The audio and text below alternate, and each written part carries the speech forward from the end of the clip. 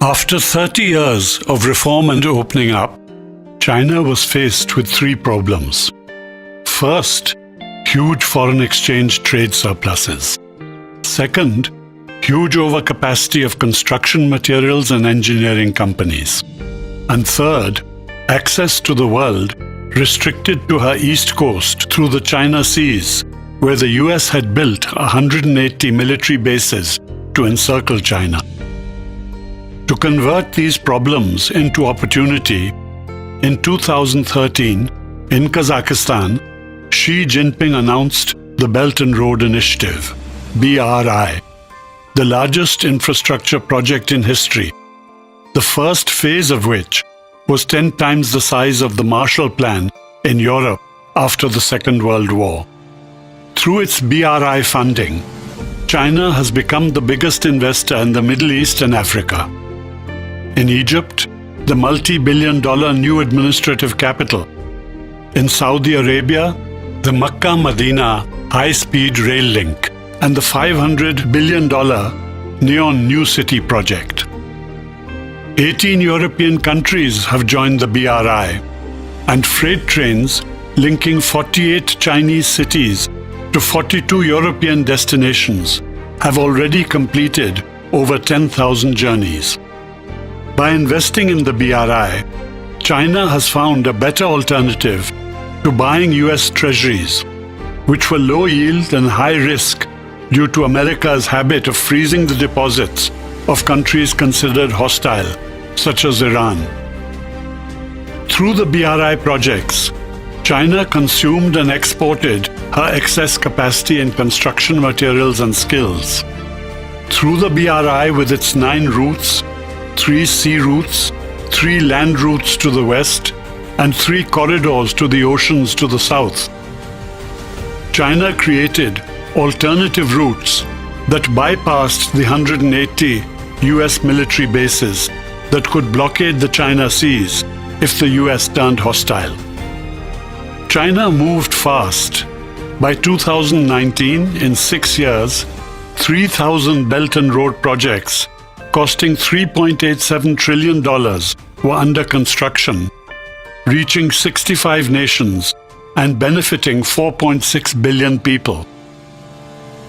China's foreign surpluses were deployed, her excess capacity in construction consumed, and the US stranglehold on the East Coast rendered ineffective due to the 9 new routes of the BRI and the string of pearls, the ports in Vietnam, Malaysia, Sri Lanka, Gwadar, and Djibouti that secured the Indian Ocean. The most important exit for China to avoid the US blockade of the China Seas to the east is the CPEC, the China-Pakistan Economic Corridor, that runs from Xinjiang to Gwadar on the Indian Ocean at the mouth of the Persian Gulf. America decided this had to be stopped and supported movements to destabilize the route. Xinjiang is the gateway to the West. It was essential to keep it open and under control. Instability in Xinjiang could upset the whole apple cart of the Belt and Road. China came back hard with its re-education centers to control dissident Uyghurs. China found an easy entry to countries such as Iran, Zimbabwe, and Sudan, which the US had declared pariah states. Pakistan had also moved from the American to the China camp. The US was no longer a serious buyer of Arab oil, whereas China, with its daily oil purchases of 10 million barrels, was the most important customer. The region's commercial interests lay with China, selling oil to China and buying goods from China. 50% of China's oil and gas came from the Middle East. Beyond lay Africa, with its 54 countries and 1.3 billion population. Once ruled from the imperial capitals, London and Paris, Africa had for a time become a vassal of the American empire. Now, dependent on China's support and money, it became known as China's second continent. The West took Africa's natural resources but left her poor. Now, with China's massive support, African economies started to grow. With Chinese money came Chinese infrastructure projects, China's oil purchases, and China's armament sales. The African states needed money, infrastructure, and technology, all of which China had in abundance. China needed natural resources, which Africa had in plenty. It was a natural fit.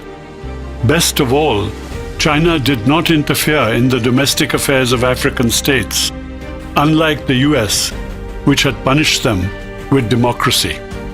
The countries that most benefited from their relationship with China were Angola, South Africa, Nigeria, Ethiopia, and Rwanda. African countries which saw the world's highest growth rates included Ethiopia, 11.9%, Ivory Coast, 10%, Djibouti, 9%, Rwanda, 8.5%, and Tanzania, 8%. Cecil Rhodes was an imperialist tycoon who dominated African business in the 19th century. He died leaving a fortune of £6 million, equivalent to $1 billion in today's currency. Sam Pa is the new Cecil Rhodes, a small Chinese man with a goatee beard who controls the 88 Queensway Group, named after its headquarters in Hong Kong. He is reputed to have paid over $20 billion to unstable African dictators and is himself on the US sanctions list. He has intimate relations with former presidents Dos Santos, Mugabe, Hugo Chavez, and de Kirchner of Argentina. His companies, China Sonangol and China International Funds, have spread their tentacles all over Africa and beyond.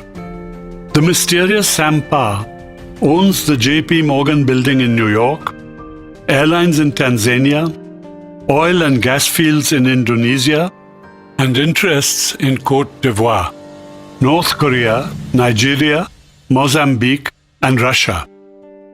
His companies dominate the oil industry in Angola, which exports more oil to China than Kuwait and the UAE combined. Rwanda is best remembered for its 100 days of slaughter when Hutus killed 800,000 Tutsis in a rampage of genocide. Today, under Paul Kagame, the brilliant Tutsi general who emerged as leader, Rwanda is the star practitioner of the China Way in Africa. Rwanda has been called the Singapore of Africa, with the least corruption, security of life and property, the cleanest cities, and the most business-friendly government. Like Lee's Singapore, Kagame runs a police state, rejects Western notions of democracy, and prefers to follow the Chinese government principles of merit and stability to ensure fast progress. And it has worked. Bill Clinton calls him one of the greatest leaders of our time. Hutus and Tutsis live in peace. 56% of his parliament members are women. A quarter of his budget is spent on education. He does not accept loans from the World Bank. Rwanda has a Chinese-speaking, Chinese-trained military brigade. Rwanda has less murders as a percentage of her population than the United States. Rwanda, one of the world's least corrupt countries, is the 15th fastest growing economy in the world. Rwanda's success raises the question, is the Chinese way a better solution to poverty than the democracy of the West?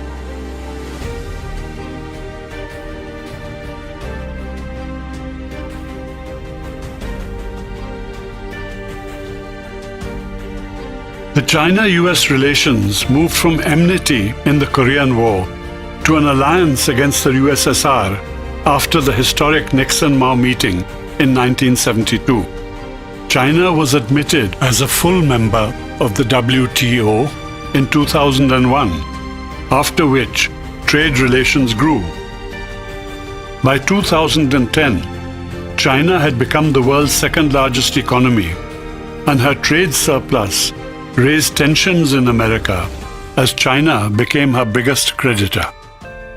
Under Trump, the relationship broke down altogether as he accused China of cheating, currency manipulation, and theft of intellectual property. America